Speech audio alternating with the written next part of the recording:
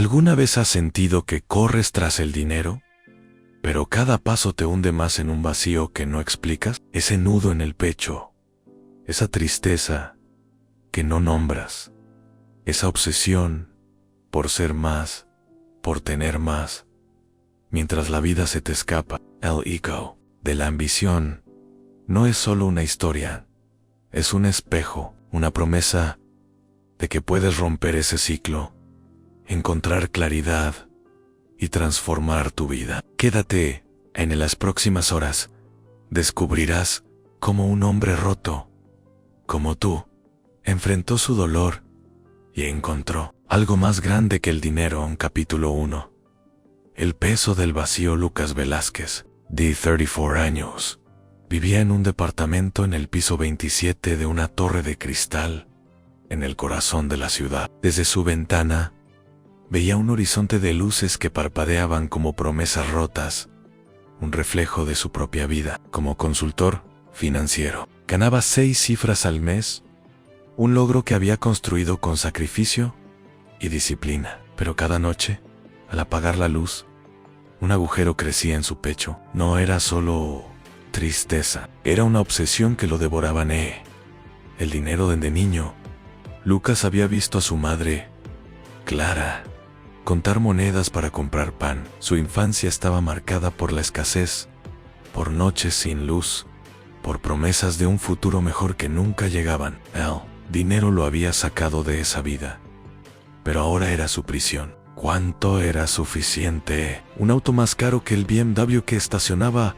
en su garaje, un reloj que costara lo que otros ganaban en un año, una casa más grande que su departamento de 200 metros cuadrados, con muebles de diseño que nunca usaba.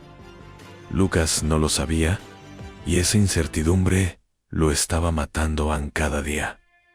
Revisaba su cuenta bancaria como un ritual sagrado. 200,000, 300,000, 500,000. Los números subían, pero el vacío crecía. Sus amigos lo envidiaban. Lo llamaban el hombre que lo tenía todo. Su familia, los pocos con los que aún hablaba, lo veía como un héroe que había escapado de la pobreza. Pero Lucas se sentía como un fraude. Cada ascenso, cada bono, era una victoria hueca. La felicidad que esperaba nunca llegaba en sus días. Eran una maratón de reuniones interminables, analizando gráficos, negociando con clientes que lo veían como una máquina de hacer dinero. Por las noches, cenaba solo, recalentando comida en el microondas, mirando la ciudad desde su ventana. A veces, abría una botella de whisky caro no porque lo disfrutara, sino porque sentía que debía. Era parte de la imagen que había construido en una noche. Sentado frente a su laptop, Lucas creó una hoja de cálculo. Sumó todo lo que había ganado en los últimos 10 años a millones. La cifra era obscena, pero al cerrar la laptop, el vacío seguía ahí, más grande que nunca. Se miró en el reflejo de la pantalla y no reconoció al hombre que lo miraba. Sus ojos estaban cansados, su rostro tenso. ¿Cuándo había perdido el control? Fue entonces cuando el universo decidió intervenir. Un accidente de auto, un choque que destrozó su BMW y casi lo destrozó a él. Marcó el fin de una vida y el comienzo de otra. En capítulo 2, el derrumbe. El accidente ocurrió en una noche lluviosa. Lucas conducía demasiado rápido, distraído por una llamada de un cliente exigente que quería revisar números a medianoche. No vio el semáforo en rojo. El impacto fue brutal. Metal contra metal, vidrios rotos, el mundo girando. En una cama de hospital, con el cuerpo magullado y la mente en caos. Las sirenas, los gritos, el crujir del metal aún resonaban en su cabeza. Un médico le dijo que había tenido suerte en solo contusiones, un brazo fracturado, pero nada mortal. En el hospital, con el pitido constante de las máquinas, algo cambió. Por primera vez en años, Lucas no pensó en el dinero, pensó en el tiempo. Recordó las mañanas que sacrificó por reuniones a las 7 de la mañana, las llamadas que no contestó a su madre porque estaba ocupado, las noches que pasó despierto, no por pasión, sino por ansiedad, revisando correos, ajustando proyecciones financieras. Pensó en su mejor amigo de la universidad, Diego, con quien no hablaba desde hacía años, porque no tenía tiempo. Pensó en las vacaciones que nunca tomó, en los libros que compró, pero nunca leyó, en las promesas que se hizo a sí mismo y nunca cumplió. En ese momento, con un brazo enyesado y el cuerpo adolorido, Lucas se hizo una promesa: voy a mejorar, voy a encontrar algo que valga más que todo esto. Pero las promesas son fáciles en una cama de hospital. Cumplirlas en el mundo real es otra cosa. La tristeza, esa sombra que lo había seguido toda su vida, no se iba solo porque él lo quisiera. Era un peso que cargaba desde niño, cuando veía a su madre llegar exhausta, cuando su padre desaparecía por días. La obsesión por el dinero, aunque debilitada, seguía susurrándole que sin él no era nadie, que sin él volvería a ser el niño hambriento de un barrio olvidado.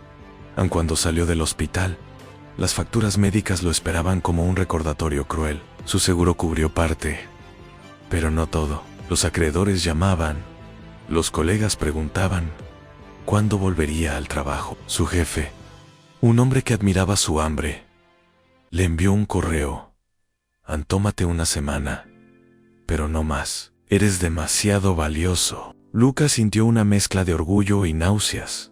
¿Valioso? ¿Para quién? Intentó volver a su rutina, pero algo estaba roto. Las reuniones le parecían absurdas, los clientes egoístas, los números vacíos. Una noche, sentado en su departamento, sintió el impulso de tirar todo por la ventana: a los trajes, los relojes, las llaves de un auto que ya no tenía. Pero en lugar de eso, se quedó mirando una pared, preguntándose si alguna vez había sido feliz. Recordó un día de su infancia, cuando su madre lo llevó a un parque y jugaron hasta que anocheció. Ese día no había dinero, pero había risas. ¿Cuándo había perdido eso? Capítulo 3.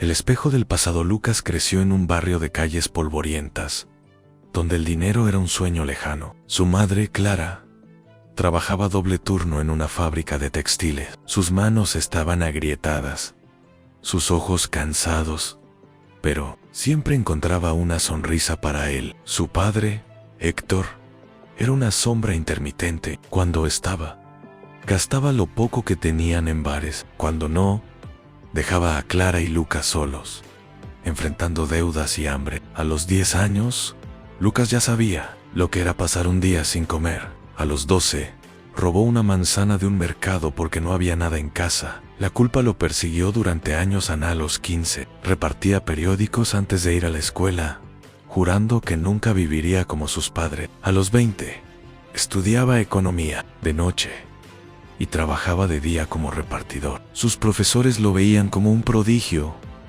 pero él solo veía una meta en escapar. A los 25, consiguió su primer trabajo en una firma financiera. A los 30, tenía un traje caro, una oficina con su nombre en la puerta y un departamento que su madre nunca pudo imaginar.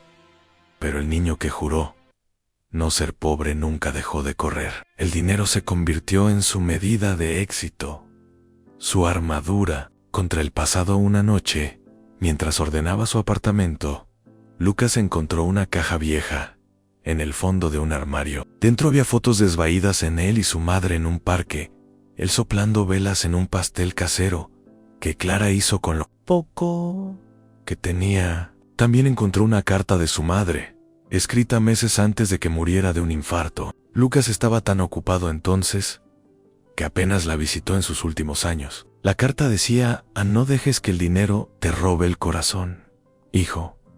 Lo que importa es lo que dejas en los demás. Te amo.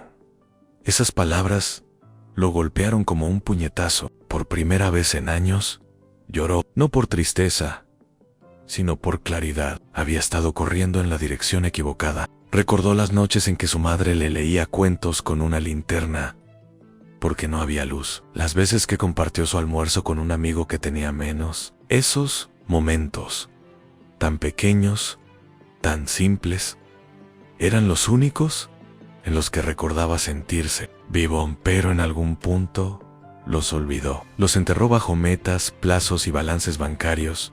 A Lucas pasó días revisitando su pasado. Habló con su hermana menor, Sofía, con quien apenas había mantenido contacto. Sofía, ahora madre de 2 niños, trabajaba en una oficina y vivía una vida modesta. Le contó cómo Clara nunca dejó de hablar de él, incluso cuando él no estaba. Mamá estaba orgullosa, dijo Sofía, pero también preocupada. Decía que trabajabas demasiado. Esas palabras abrieron otra herida, pero también un camino. Lucas decidió que no quería seguir siendo el hombre que decepcionó a su madre. Incluso si ella nunca lo dijo, Anne decidió buscar a Diego, su amigo de la universidad. Lo encontró en una red social. Ahora un profesor de secundaria, con una familia. Se reunieron en un café y Diego le habló con una franqueza que lo desarmó. Siempre fuiste el tipo que iba a llegar lejos, pero también el que se olvidó de todos en el camino. Lucas no se defendió. Sabía que era verdad. Esa conversación, Fiona Espelo le mostró quién había sido y quién quería ser. Capítulo 4. En los primeros pasos, Lucas decidió empezar pequeño. Dejó de revisar su cuenta bancaria cada mañana, un hábito que lo había definido por años. Cambió las reuniones interminables por caminatas al amanecer, cuando la ciudad aún estaba en silencio. El aire fresco, el canto de los pájaros, el ritmo de sus pasos, todo le recordaba que estaba vivo. Empezó a hablar con extraños no por networking, sino por curiosidad. Un barista que soñaba con ser músico, un taxista que enviaba dinero a su familia en otro país, una mujer que paseaba a su perro y hablaba de su nieta. Cada conversación era un recordatorio de que el mundo era más grande que su oficina en Days. En una de esas caminatas, conoció a Ana, una bibliotecaria de 40 años, que trabajaba en una biblioteca pública. Ana tenía una calma que Lucas no entendía. No era rica, no vivía en una torre de cristal, pero tenía una chispa en los ojos, una presencia que llenaba el espacio. Hablaron de libros, de la ciudad, de la vida. Ana le dijo algo que se quedó grabado. Anne, no necesitas millones para cambiar el mundo. A veces, basta con cambiarle el día a una persona. Lucas, escéptico pero intrigado, decidió probar Pug, el café de un desconocido en una cafetería. Observando su sorpresa y sonrisa, escuchó a un colega, Javier, un hombre mayor que llevaba años en la empresa sin un solo ascenso. Javier le contó sobre sus hijos, sus sueños, sus miedos de no haber sido suficiente para ellos. Lucas se dio cuenta de que nunca había preguntado. Donó ropa que no usaba a un refugio local, recordando los días en que él dependía de la caridad de otros. Cada acto era como una grieta en la armadura de su obsesión, pero no todo era sencillo. Había días en que la tristeza regresaba, más pesada que nunca. Días en que miraba su cuenta bancaria y sentía el impulso de volver a la carrera. Una noche, después de un día particularmente oscuro, llamó a Anne. No dijo mucho. Solo no sé si puedo hacer esto. Ella respondió. No tienes que hacerlo perfecto. Solo tienes que seguir. Esas palabras se convirtieron en su mantra. Lucas empezó a escribir un diario, algo que nunca había hecho. Anotaba cada pequeño acto, cada momento en que sentía algo real, una sonrisa de un extraño, una conversación que lo hacía reír, una tarde en que ayudó a un niño a encontrar un libro en la biblioteca. Lentamente, el diario se convirtió en un recordatorio de que estaba cambiando, aunque no lo sintiera. Siempre también empezó a reconectar con Sofía. La invitó a cenar, algo que no habían hecho en años. Hablaron de su infancia, de su madre, de los errores de Lucas en Sofía. Con una honestidad que lo desarmó, le dijo: Anne, siempre fuiste el hermano que admiré, pero también el que nunca estaba. Esa noche, Lucas prometió estar más presente, no solo para Sofía, sino para sí mismo. Empezó a visitar a sus sobrinos, jugando con ellos, escuchando sus historias. Cada risa era un recordatorio de lo que había perdido y lo que podía recuperar en capítulo 5. En El precio de la libertad. Un año después del accidente, Lucas tomó una decisión radical. Renunció a su trabajo, no porque el dinero no importara, sino porque entendió que no podía ser su Dios. La decisión no fue fácil. Sus colegas lo llamaron loco. Su jefe le ofreció un aumento para quedarse. Sus ahorros, aunque considerables, no durarían para siempre. Pero Lucas sentía que si no lo hacía, se traicionaría a sí mismo con parte de sus ahorros. Abrió una pequeña librería en un barrio tranquilo, lejos del brillo de la ciudad.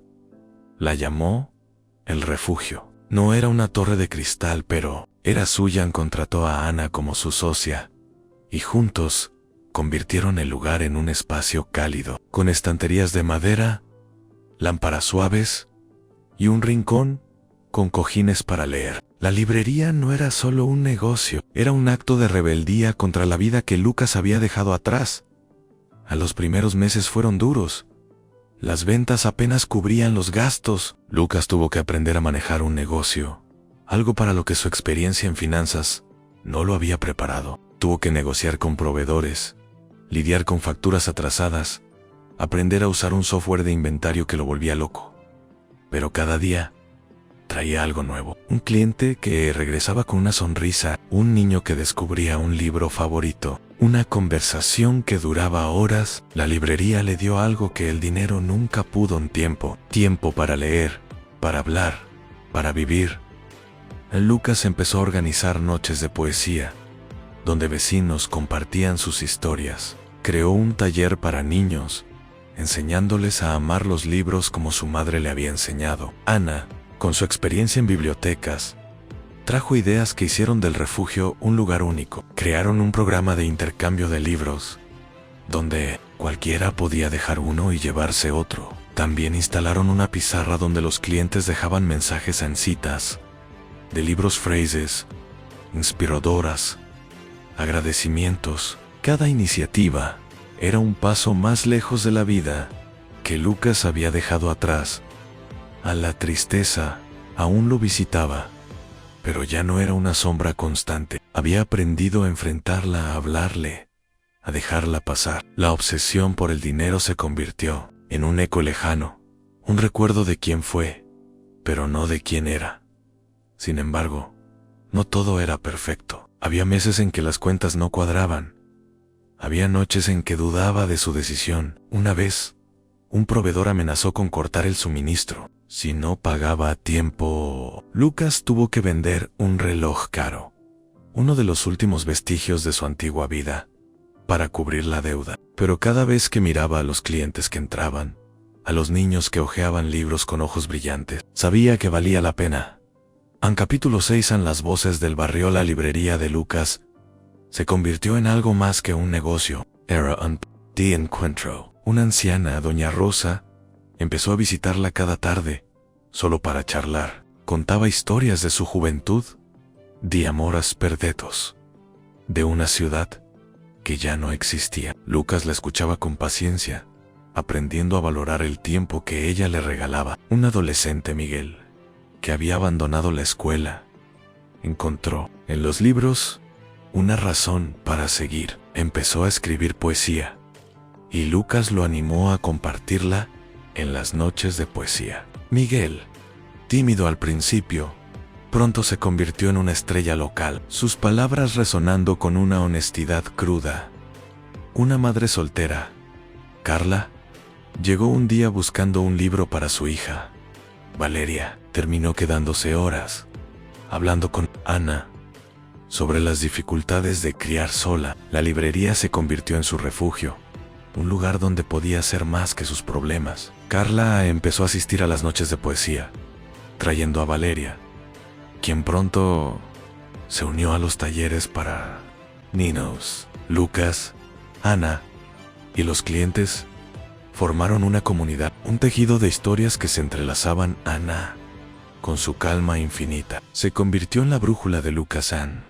Cuando dudaba, ella le recordaba por qué habían comenzado. No se trata de los libros, decía. Se trata de lo que pasa entre las personas que están aquí. Juntos, organizaron una campaña para donar libros a escuelas, recaudaron fondos para becas de escritura, dando a jóvenes como Miguel una oportunidad.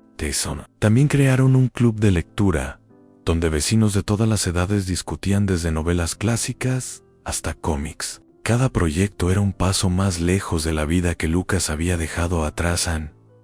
Pero no todos los días eran victorias. Una tarde, un hombre entró a la librería exigiendo un reembolso por un libro que nunca compró. Lucas, agotado por un día largo, perdió la paciencia. La discusión escaló, y el hombre se fue gritando, amenazando con dejar una reseña negativa en línea. Esa noche, Lucas no pudo dormir. ¿Y si todo esto era una fantasía? ¿Y si no era suficiente? Ana, al día siguiente, lo encontró mirando la pared. Todos cometemos errores, le dijo. Lo que importa es lo que haces después. Lucas buscó al hombre, se disculpó y le regaló un libro. No solucionó todo, pero fue un recordatorio.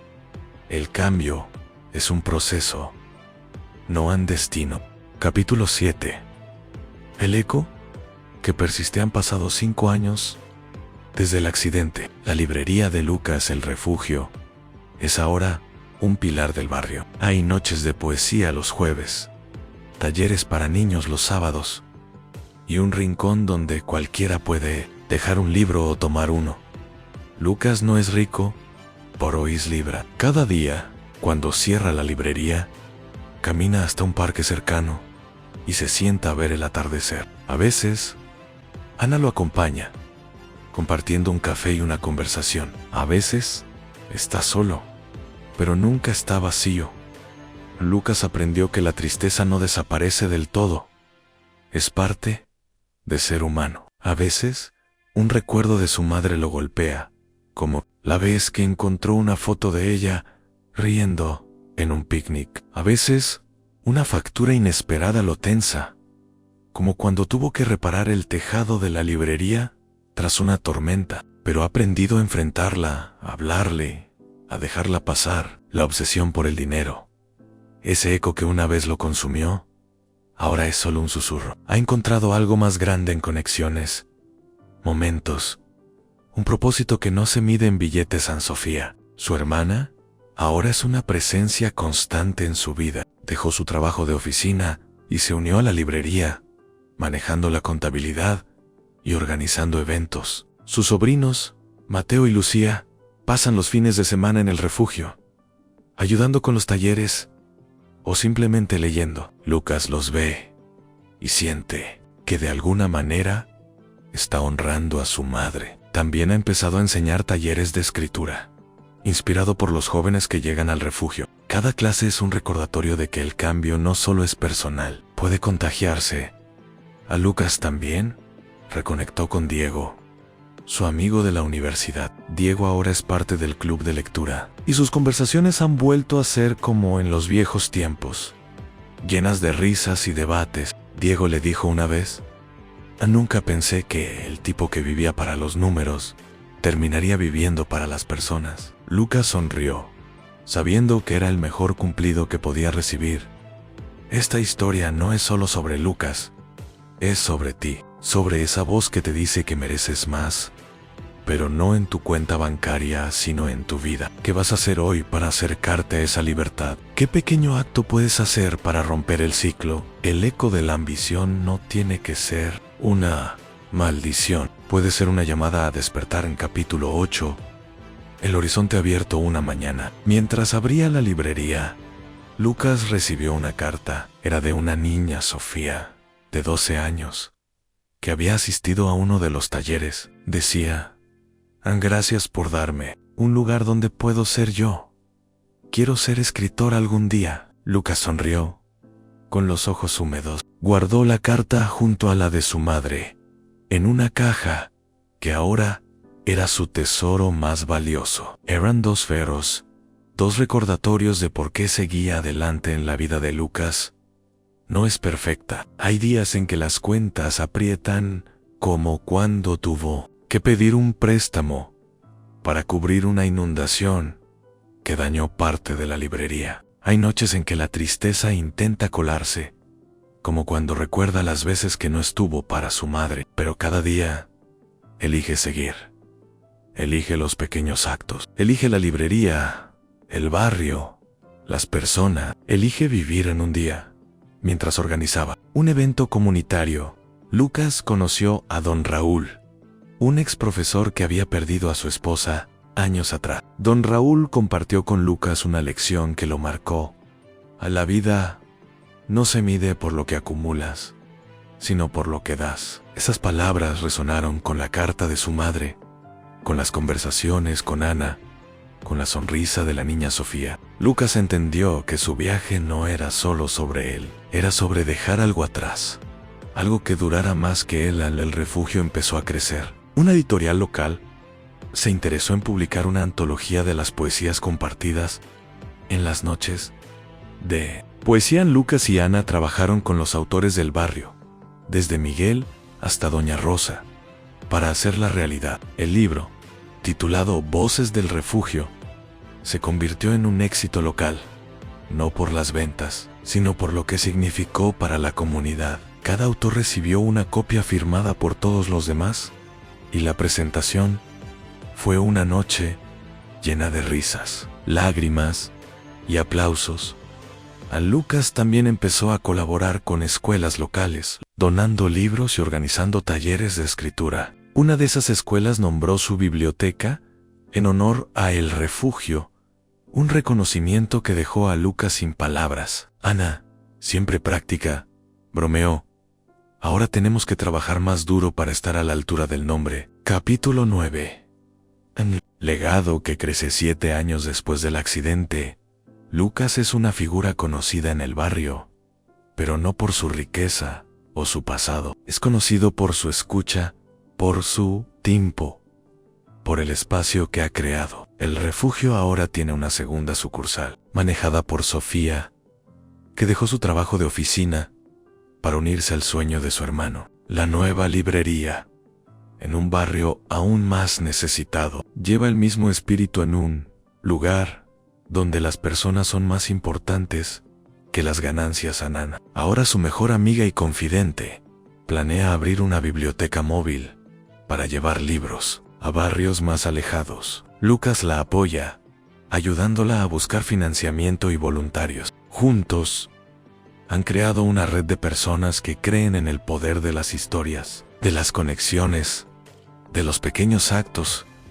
Lucas sigue enfrentando desafíos. La inundación que dañó la primera librería fue solo el comienzo. Una crisis económica golpeó al barrio, reduciendo las ventas. Lucas y Ana tuvieron que ser creativos, organizando eventos al aire libre, ofreciendo descuentos, incluso vendiendo café casero para atraer clientes. Pero cada obstáculo era una oportunidad para aprender, para crecer, para acercarse a la comunidad.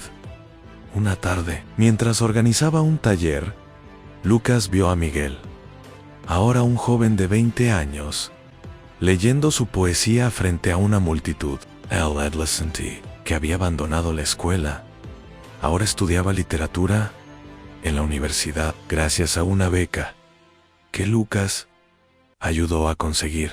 Miguel dedicó su lectura a Lucas, diciendo: "A este lugar me dio una voz cuando no sabía que la tenía". Ese momento fue una confirmación. El cambio no solo era posible, sino que podía transformar a otros. A Lucas también empezó a escribir, no poesía, como Miguel, sino ensayos sobre su viaje. Publicó algunos en un blog que Ana lo animó a crear. Los textos, honestos y crudos, resonaron con lectores más allá del barrio. Una editorial pequeña se acercó, proponiendo convertir sus escritos en un libro. Lucas dudó, temiendo que fuera un regreso a la ambición que había dejado atrás. Pero Ana le recordó: Ana, esto no es por dinero, es por compartir. Capítulo 10. El ciclo que se rompe 10 años después del accidente. Lucas es un hombre diferente. No es perfecto, ni pretende serlo. La tristeza aún lo visita, como cuando encuentra un objeto de su madre, o cuando las finanzas aprietan. La obsesión por el dinero, aunque débil, a veces susurra en momentos de duda. Pero Lucas ha aprendido a escuchar otras voces, las de Ana, Sofía, Miguel, Doña Rosa, Carla, Valeria, las voces de la comunidad que ha construido. El refugio ahora es más que una librería, es una red de esperanza. La biblioteca móvil de Ana recorre la ciudad, llevando libros a niños que nunca han tenido uno propio. Sofía ha abierto una tercera sucursal, enfocada en talleres de arte para jóvenes. Miguel, ahora un poeta reconocido, publicó su primer libro, dedicándolo a Lucas y al refugio. Lucas sigue caminando al parque cada atardecer. A veces, lleva su diario, donde escribe no solo lo que hace, sino lo que siente. Ha aprendido que la felicidad no es un destino sino un camino, que el cambio no es un evento sino una serie de lecciones diarias, que el dinero puede comprar cosas, pero solo las personas pueden dar sentido. En una noche, mientras cerraba la librería, un cliente, nuevo entró. Era un hombre joven, vestido con un traje caro, con los ojos cansados. Lucas lo reconoció. Era él.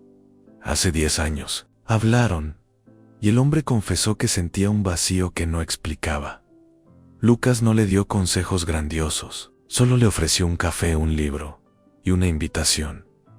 Vuelve el jueves. Hay poesía. El hombre sonrió, y Lucas supo que, de alguna manera, el ciclo seguía rompiéndose en epílogos. Si sientes ese nudo en el pecho, si la tristeza te pesa, si el dinero te tiene atrapado, recuerda esto, no estás solo. Cada paso, por pequeño que sea, cuentan.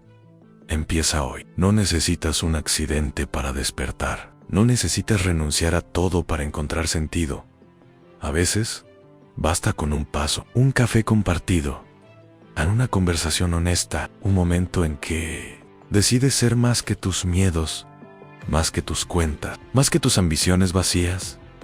El eco de la ambición puede ser ensordecedor, pero tú puedes elegir qué escuchar. Puedes elegir el sonido de una risa, de una página que se voltea, de un atardecer que te recuerda que estás vivo.